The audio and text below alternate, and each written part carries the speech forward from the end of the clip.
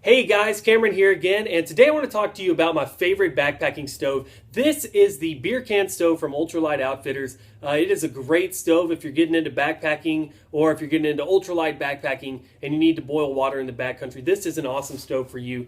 It is very inexpensive, super lightweight, very simple. So let me tell you a little bit about my experience with it, and I'll just give you a general overview of the stove. All right, so when you get the stove from Ultralight Outfitters, these are the four components that it comes with. You get the stand, you get the Esbit tray slash pot holder, this is the windscreen, and you get this silicone lip guard. Now the pot for the beer can stove is a 24-ounce Foster's beer can. You can pick these up at pretty much any store that sells beer, gas stations. They sell these in singles, so you don't have to buy a big pack if you don't drink Foster's or if you don't drink beer.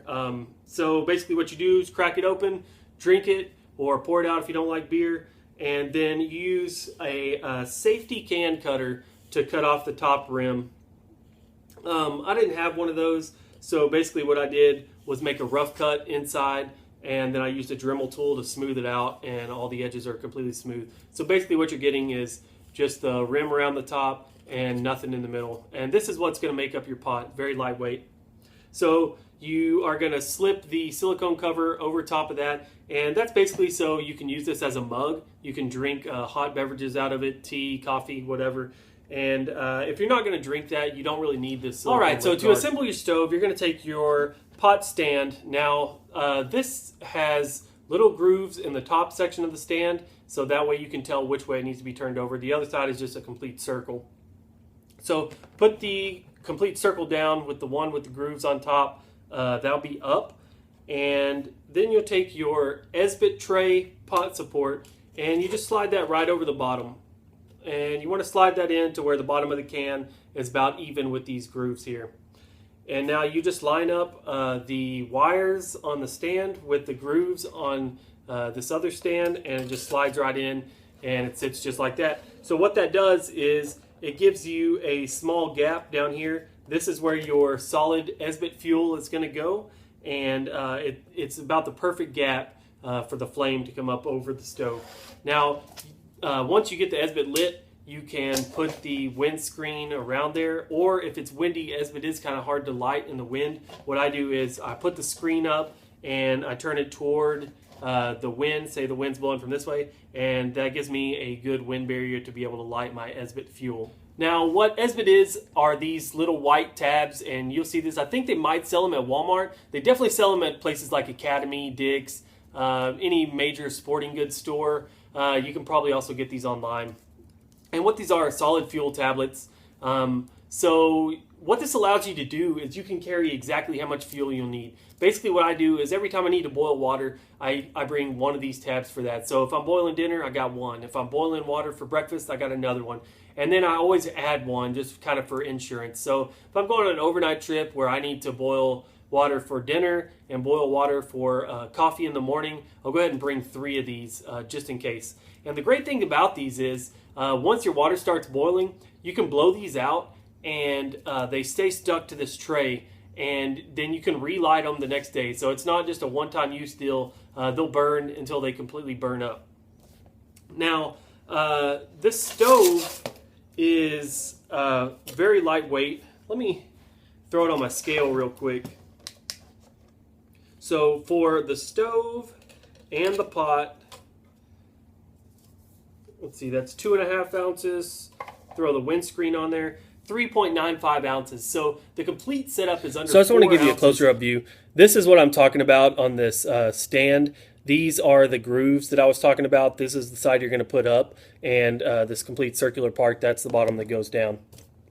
Now, this beer can pot, it just slides right in there, and so that's basically how you're going to have that, and then you just line it up and slide it in. This is all made out of steel, so it's pretty strong. Even this windscreen is made out of steel, and it's kind of pre-rolled, so it's going to keep this shape. Even being steel, it is very lightweight. These are the Esbit tabs that I was talking about. You just pop these out of the back.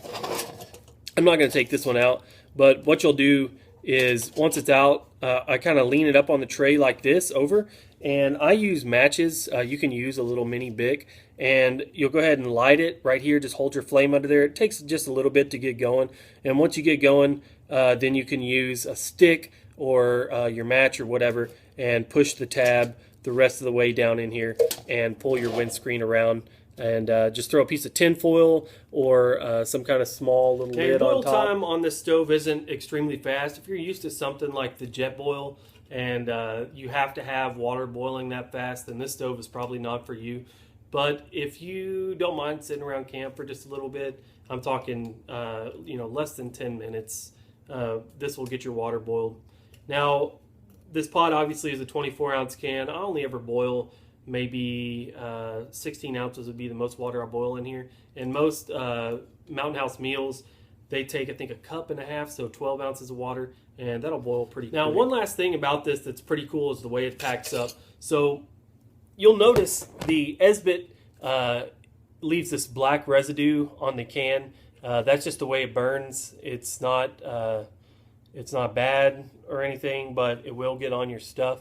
So one cool thing about this is that when you're done to pack it up, you just slide this tray on here. It doesn't take up any room. You're basically sticking off whatever, a ½ inch, and that's all the room that the actual stove takes up.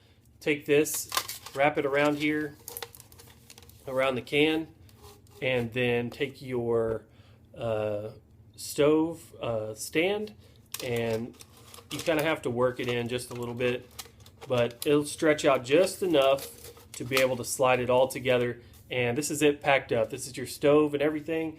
And what I'll do is I'll take my Esbit tabs, throw them down inside, throw my matches down inside, and this is it. I keep mine. This is a little Cuban fiber stuff sack. You can put this in anything, but you're going to want to put it in something because, like I said, it does have this black residue, and that'll get on your other backpacking stuff. So put it in something. Put it in some kind of stuff sack. Now, if you have any concerns about that, maybe this aluminum can will crush in your backpack, I wouldn't be too concerned about it. Like I said, these components are all made out of steel, and with them wrapped around there, it gives it a little bit of structural integrity. I've used this exact same stove and can for 10 years now, and they're still going strong, so I wouldn't worry too much about that. So that's basically it. Like I said, it's a really great stove. It's pretty simple, very inexpensive. I really like it. I really, really, really like it. The only reason I have other stoves now is there are certain places that make you use a canister stove, for instance, Guadalupe Mountains for one. You can't take something like this out there. But any other chance I get, this is basically the simplest, lightest stove that I have that I can take. So I hope you enjoyed the review, and I'll see you out there.